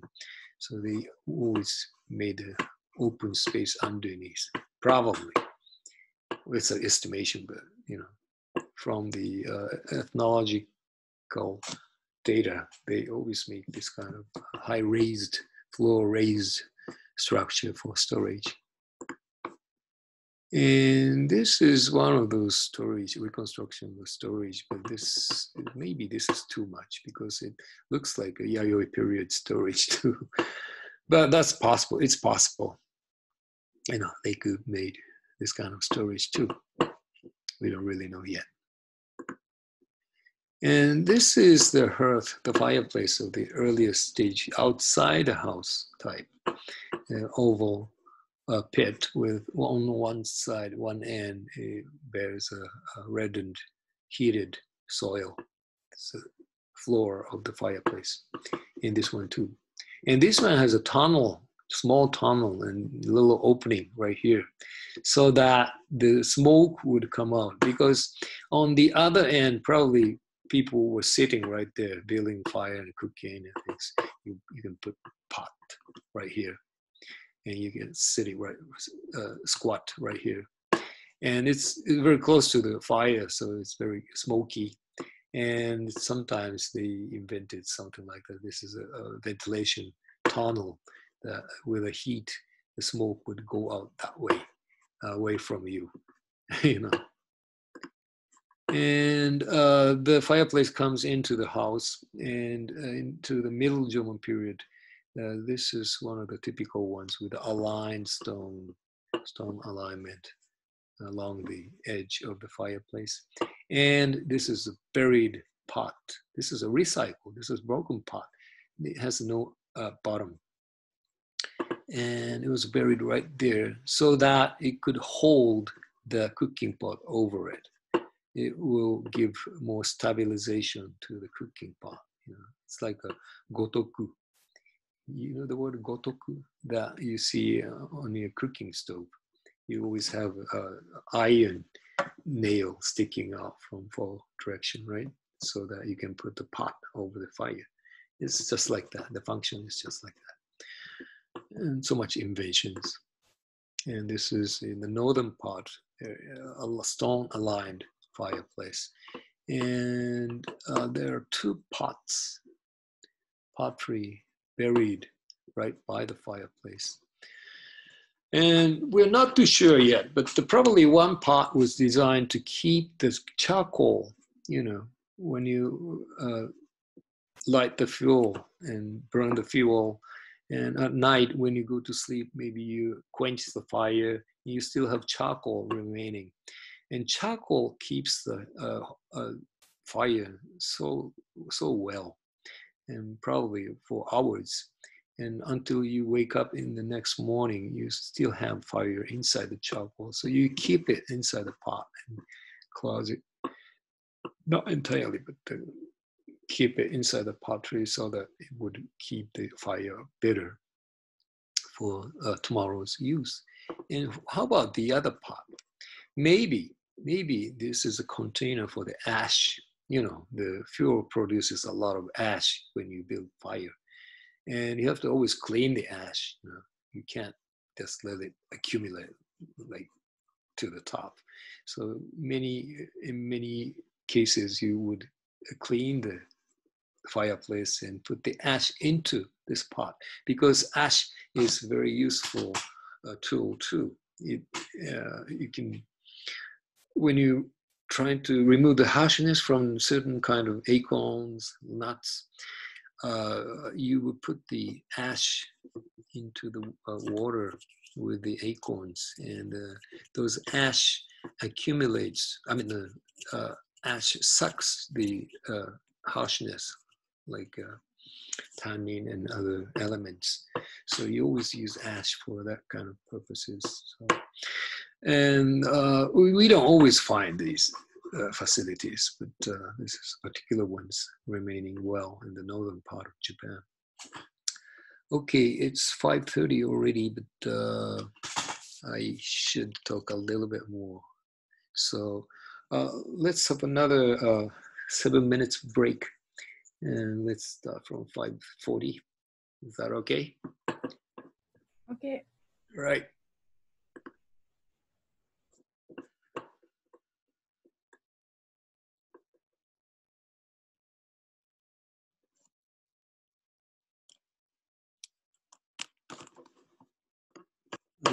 Right, all right. And this one and this one. Okay. Right. Now, talking about dwellings. The normal size, I mean, the regular average size of pit dwelling is like 4 meter or 5 meter diameter. It's not too big. It's just the size, right size for 5, 6 family member. But sometimes you find big ones, big pit dwelling like this. This is a huge ones, over 20 meters across. And they are finding more and more of these too. And some, normally when they find these, you're not always finding these from every site, but when you're finding these, it's only one of them. Normally, most of the dwellings are on the normal size, but just one of them are big. But just recently, they've excavated one site that consists of only the huge dwellings. It's really weird, and we can't really understand that. But so there are some of those big ones, oval shape, and we don't really know about the function of this one. Probably a meeting house, or maybe a workhouse in the winter time when it was shuttered under the snow, and you can't do much activities outside. And maybe the village members would gather around and do all kinds of work inside. Maybe, but nowadays some people would insist that this is a regular dwelling for certain people, and one interesting characteristic about this particular one is that they have 4 fireplaces, stone-aligned fireplaces, this and this and this, and another one behind him. And you see these 4 fireplaces, and 2 of them two of them below these have rectangle shape, and 2 of them above oval or round shape. You know, obviously they're different in shape.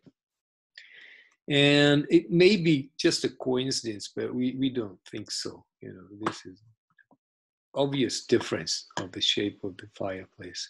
That means there may be 2 groups in one dwelling, living together or meeting or doing works together at a time.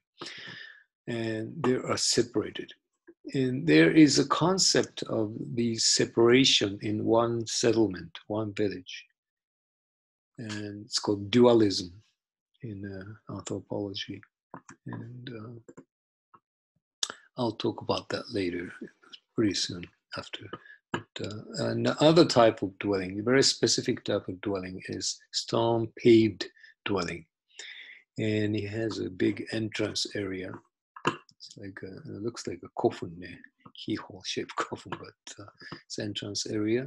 And there's always a buried part underneath the entrance, and paved floor with a fireplace, stone aligned fireplace. And you don't always find post holes, but they could be posts set right up above those stones too. And these are rare too. You don't find a lot of those. We've found only one of this on ICU campus so far. Not like this, all broken and all the pieces taken out, and just part is remaining. And so you don't find many of these, maybe 1 or 2 in one settlement in certain time. And this type of dwellings did not appear until the latter half of Middle Jomon period, towards the end of Middle Jomon period.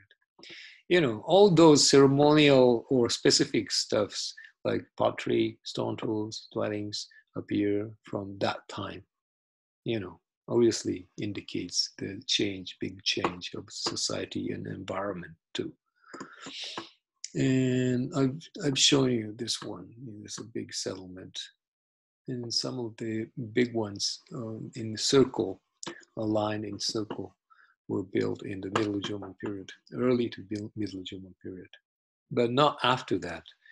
The site number and dwelling number decreases rapidly from the late Jomon period, obviously showing the decrease of the population too.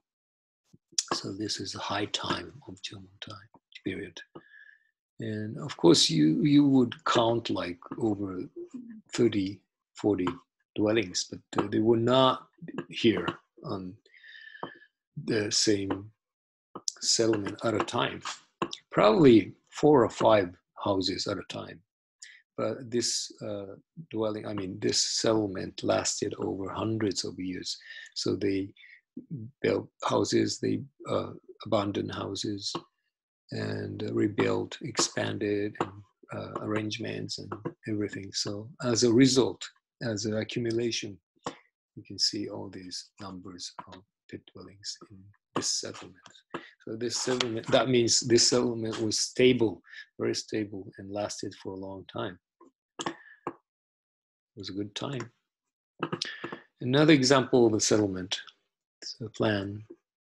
You see all these rounds pit dwellings, and a lot of post holes and holes, pits, unknown pits. And in general, you will see the vacant area doesn't have much pit or pit dwellings. And these pits, black spots, are burials. This circle is a burial area. And these are post holes area, probably of the storage area. And storage pits, pit areas. And these are post hole area. And these square lines are probably showing the original storage houses. And these, connecting 4 post holes, and you would see a storage house. So this is the storage area. And then the outside of it is a dwelling area on all the pit dwellings. So it's all in a circle. And interestingly enough, you always find a vacant area at the center. Sometimes at the center you'll find burials too. But in many cases, you find nothing, no artifacts in that area. And moreover, what is so interesting about this settlement is you have this vacant strip area right here. And if you compare like a burial pit direction, it's oval, so it creates a direction. It shows a direction, and these cluster on the right side of this band, the left side of the band, these are different. And the potteries found from this area on the right side and left side is different. So obviously there must be a 2 group living together in one settlement, on the right side group and the left side group. This is one of the dualism cases. And another case, at the center, there's a lot of burial pits in radiation formation, and storage area, and houses, and storage pit area outside. And you see these 2 lines of burial pits. And at the center, there's a vacant strip band right here. So this is another type of dualism. And buried ones from right side and left side are different in various elements and artifacts too. So this could happen. And why would they live together? Different kin group, blood group would live together in one place. There could be many reasons, but one is the DNA problem. To avoid the DNA problem, you always can trade people between 2 groups. And you don't have to really live together. You can live your own group life, each group's life at the same time in one place, but you don't always have to communicate. In certain occasion, like marriage, you would trade people. In certain occasion, like ritual or ceremonial practices, you would come together as one and carry out the ceremony. And it has a merit of different groups living together. Okay, other activity zone. And this is a Kanto area. This is Tokyo and Tama River flowing right here. And what this map shows is the black dots is a big settlement, large settlement. And so like a headquarter settlement, we call. And there are tiny settlements all over. And we call them satellite settlements. The center settlement and satellite settlements all over. And if you show the big settlements, center of settlements in the map, you will see like these dots, big dots. And if you draw a line between those two, like here, and between those two right here, between those two right here, and if you're drawing lines between two big settlements, you will see this kind of construction like a honeybee hive. And this is really interesting because one of these size is close to this municipality size of today, Ku and Shi, Mitakashi, it's very close to the size. So this could be one unit of a group with a central settlement at the center and all small satellite settlements surrounding. And this could be, well, we are not too sure yet, but this could be one of the social system in the Middle German period when they created big settlements. And it doesn't mean that these two areas were not communicating each other or totally different groups. They would communicate always each other, but when you have something important, you have to have a big meeting, you have to have a big ceremony, annual ceremony, then all the satellite group of this area would come all together to this big settlement and carry out the ceremony or something like that. So this could be the distribution of this bigger central settlements, headquarters settlements, would show the social structure of this time period. It's it's a theory. And what I'm talking about? Wait. So the actual distance between those two big settlements would be like less than 10 kilometers, 9 kilometers, more or less. And probably between each small settlements would be at the highest peak of the population, it would be like 100 meter or somewhere between 1,000 meter, 1 kilometer. So there must have been a time in the Middle German period when the entire area is packed with people, packed with settlements. You have settlements all over, and it's one of the time period that can be found as a site on ICU campus too.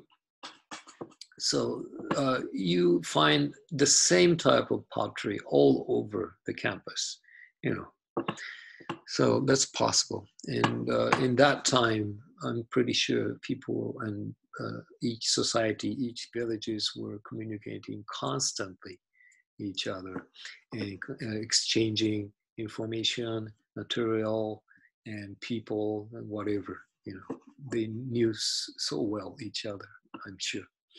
And of course, the material exchange is a trade, and so much trade evidences can be seen. This is a distribution of the asphalt sites that bared asphalt. Asphalt is a natural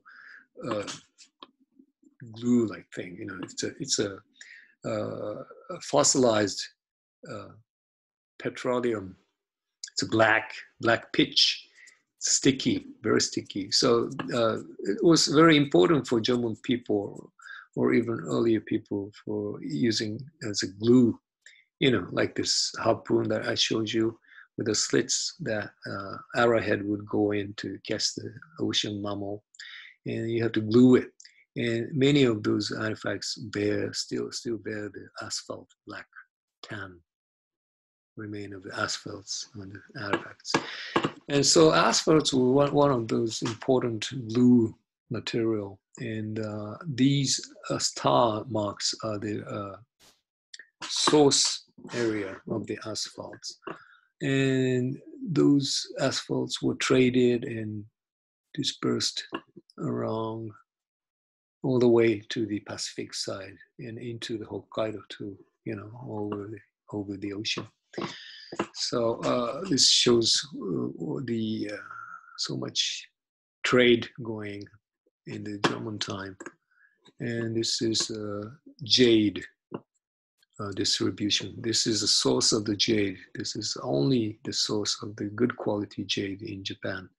And the jade material, pendants and all the ornaments were found all the way from Hokkaido and down to Kyushu to, Okinawa to, and down to Hachijo Island, way down here. It doesn't show it here, but so everybody in German time, all over Japan loved jade. So it was traded, and passed down to the end of each archipelago. So popular, and it also reflects the very active trading between the community all over Japan at that time. It's very interesting. And okay, so much. Okay, I'll start talking from the barrel next time. And so to wrap it up, the sedentary life was the beginning, and that really enabled them to develop the environmental resources. And they were so active, they were so aggressive about developing. And also, as the population grew, and so many settlements were established, and they had more chances to meet with each other, communicate each other, and trade each other. And that was the basic economy system of German time. It's not only hunting and gathering, but trading is one of the big things for German people. And but you don't really find a real storage house for person in power.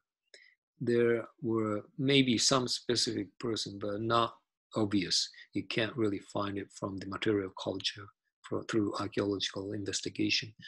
You don't find man in power in this time period. So it was more like a very equal society, and they would always cooperate and live together for a better life. And so that's their social system and economy system, etc. And but of course it has a limit, because they were totally dependent upon the nature, you know. And if they could get more and more treasure, like food resources, if you can accumulate too much of food resources, then it will be a treasure, it will be a property for the certain personnel. And then it would be led to a classification of society or something like that. But that happens in after period like Yayoi. I'll talk about that later too. So they didn't have the classified social system. It was quite equal time, isn't it? It's more important for them to live together than compete and kill each other and stuff like that. All right, so it's 6 o'clock now, so time to wrap it up. And next week is the final lecture that I have to give, and yeah, I hope I can finish it. All right, so any question? Well, we can write that question in the comment. And please write your number, ID number and name in the comment too. It's Yes. a lot easier for me to tell who's that the comment that is. All right, any question? It's okay. No, it's okay. Anything else I have to say?